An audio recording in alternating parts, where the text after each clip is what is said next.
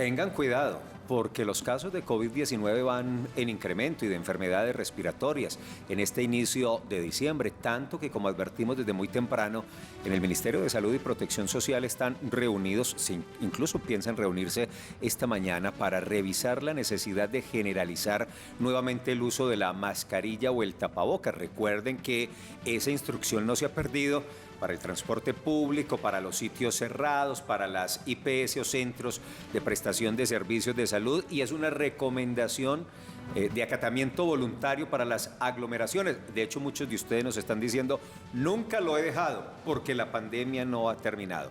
Hablemos de eso en detalle con Jessica Giraldo, epidemióloga y docente de la Universidad CES, quien hace días no estaba por aquí, pero regresa para que hablemos de este asunto. Jessica, bienvenida, muy buenos días. Muy buenos días a todos y gracias por la invitación. Perdí estaba, ¿cierto?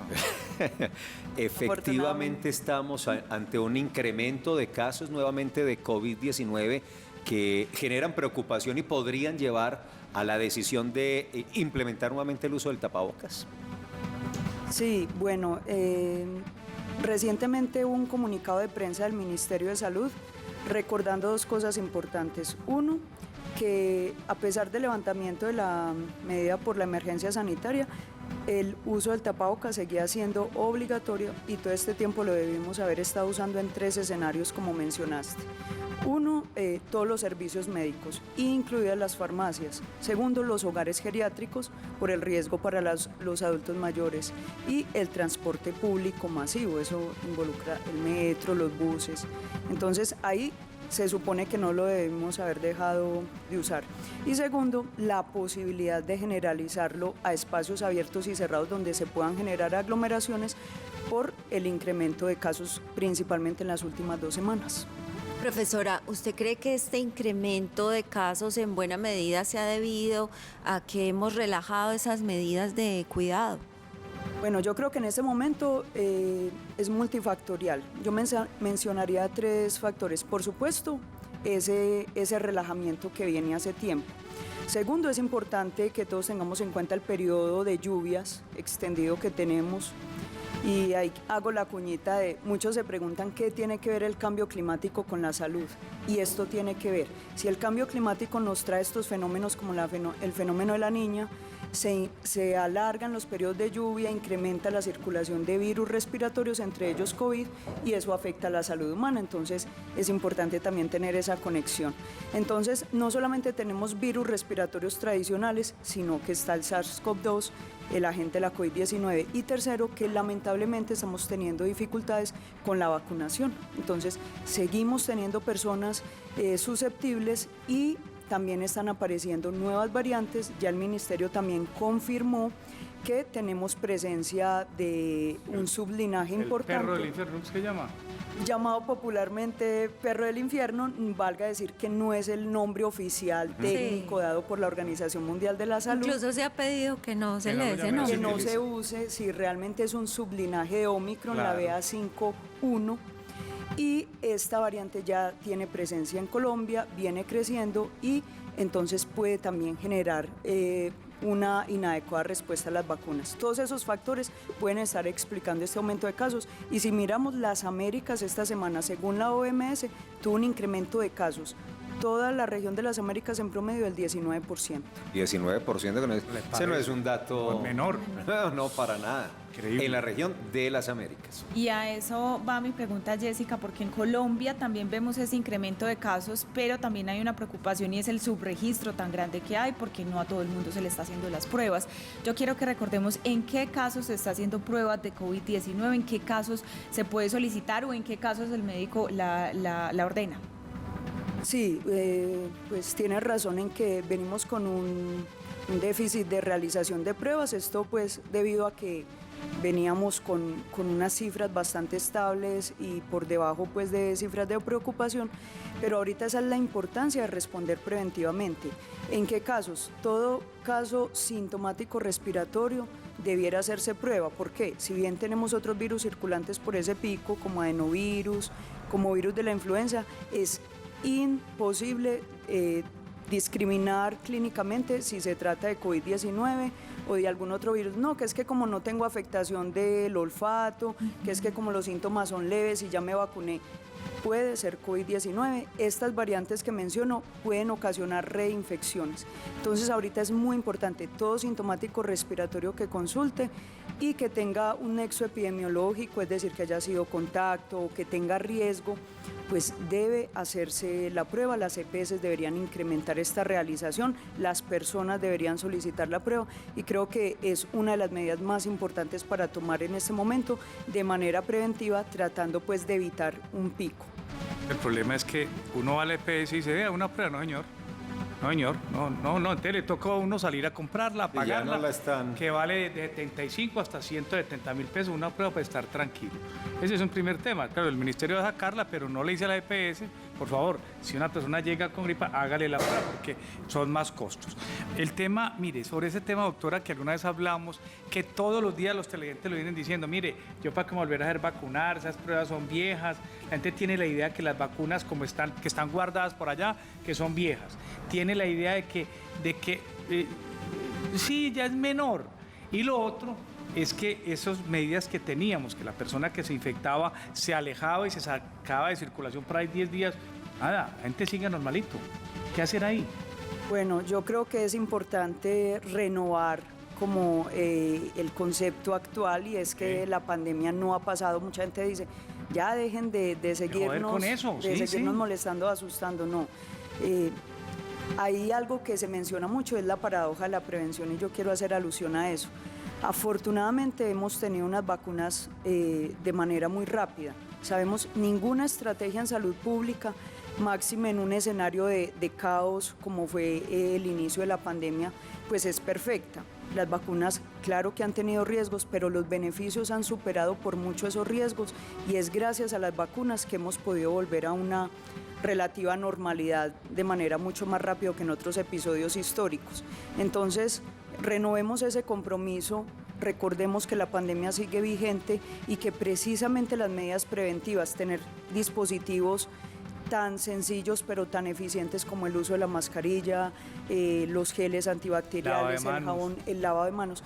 Mire, son tecnologías muy sencillas a la mano de todos y eso ha salvado vidas, junto con las vacunas que hoy se están reformulando ya. Desde septiembre más o menos la FDA aprobó las vacunas bivalentes, es decir, la fórmula original con una fórmula que responde a las nuevas variantes. Es decir, la ciencia todos los días se está moviendo en función de esto y es decirle a la gente que todos debemos contribuir a que sigamos teniendo pues una vida relativamente normal.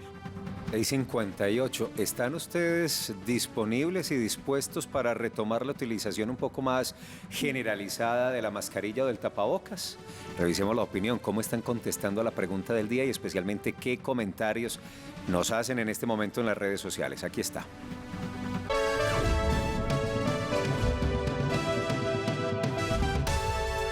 Una vez nos vamos a Twitter. Sí, volvería a usar el tapabocas ante los incrementos de enfermedades respiratorias y de COVID-19. Reitero, sí, 68,3%. No es no por nada del mundo, 31,7%.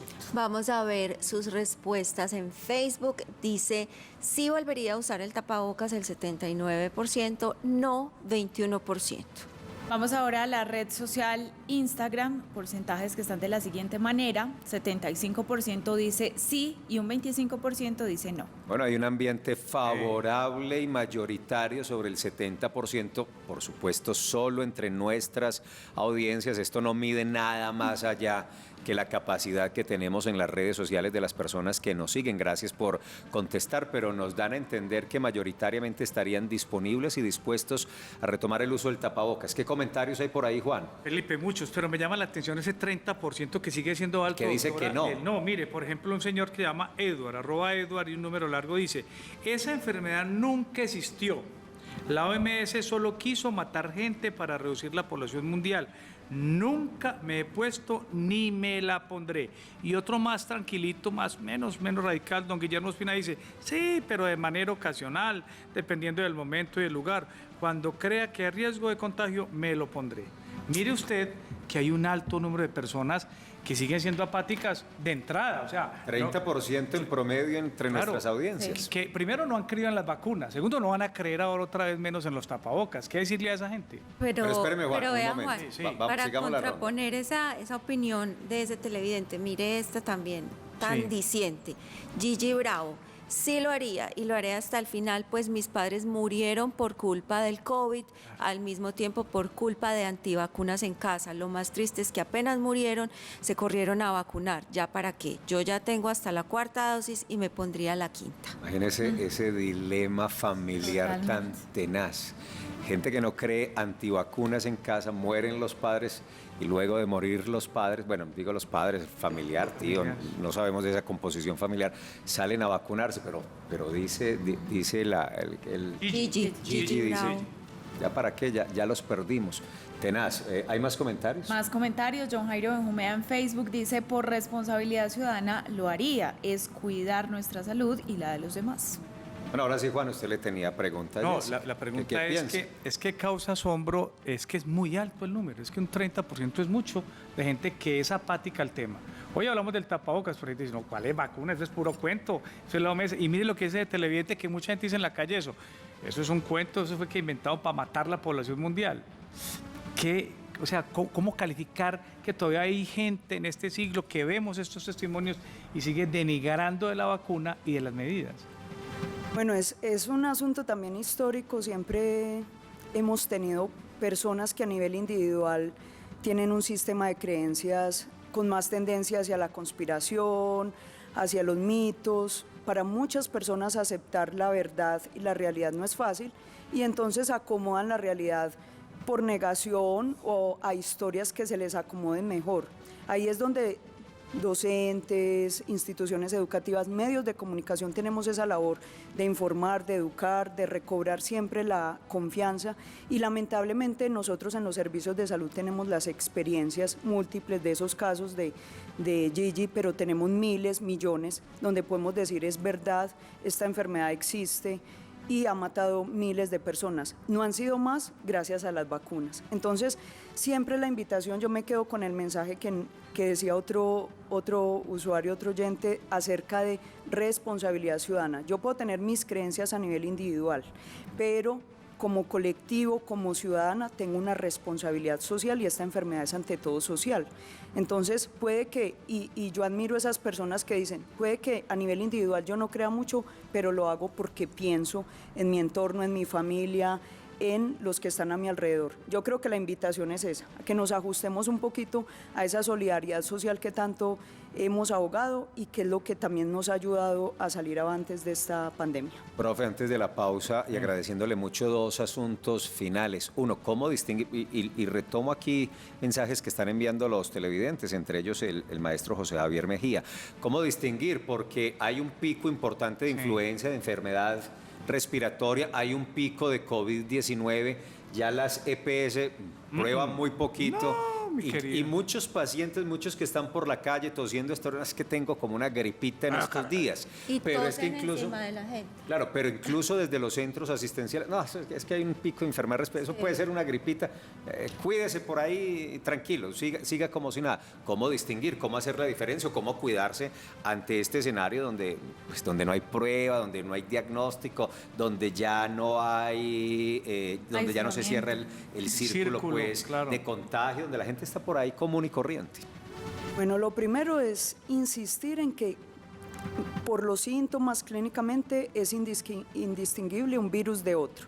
No es que porque son graves o leves es adenovirus, es influenza o COVID, pero en estado de pandemia siempre debemos pensar que puede ser COVID-19 y que puede llevarnos a un cuadro moderado, incluso grave, dependiendo de la edad, factores de riesgo y nuestro estado de vacunación.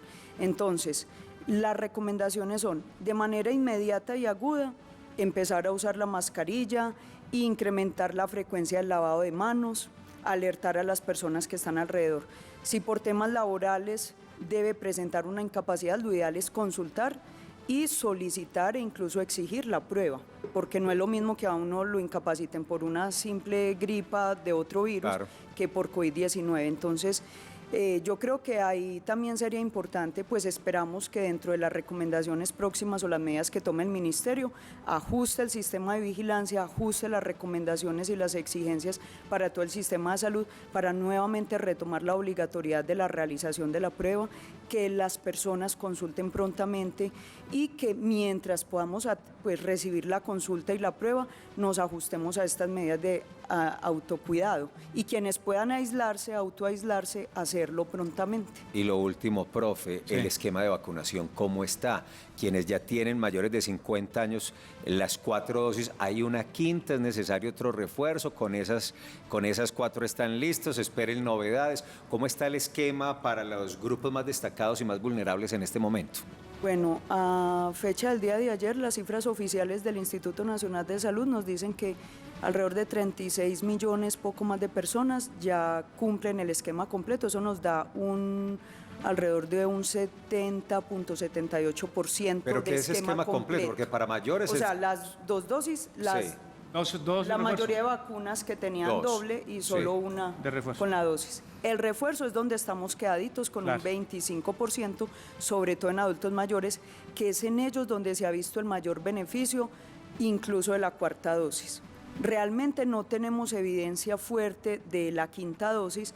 ¿Por qué? Porque como están apareciendo estos sublinajes de Omicron, al parecer ya la vacuna original no es tan efectiva. Por eso es que se ha aprobado la bivalente, que es la fórmula original con una nueva reformulación. Entonces yo creo que también está en estudio, esperemos los más recientes estudios, los que están ahorita en curso, que nos cuentan sobre cada cuánto vamos a necesitar vacunarnos, es lo más posible. Sin embargo, quienes aún no tengan el esquema completo, por favor ponerse el esquema completo, y quienes no tengan el refuerzo, ponerse el refuerzo, y quienes sean mayores de 50 a 55 años, buscar la cuarta dosis.